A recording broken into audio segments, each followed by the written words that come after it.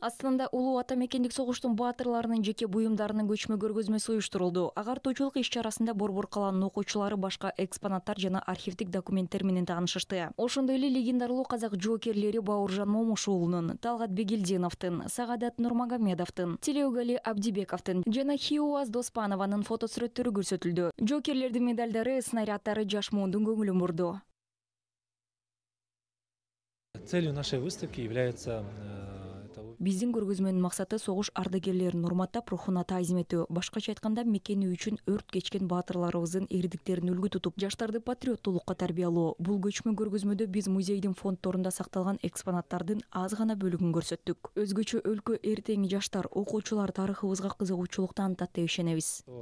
Наши школьники, наши дети заинтересуются нашей историей. Бул өлкөнүн куралдуу күчтөрүнүн аскердик тарых музейинин ушуну менен 8-көчмө көргөзмөсү. Казакстан улуу ата мекендик согуш жылдарында экспозициясы Борбор калаадагы дагы 30га жакын мектепке барып, окуучулардын согуш жылдарга байланыштуу билимин толуктап, көз карашын кеңейтет.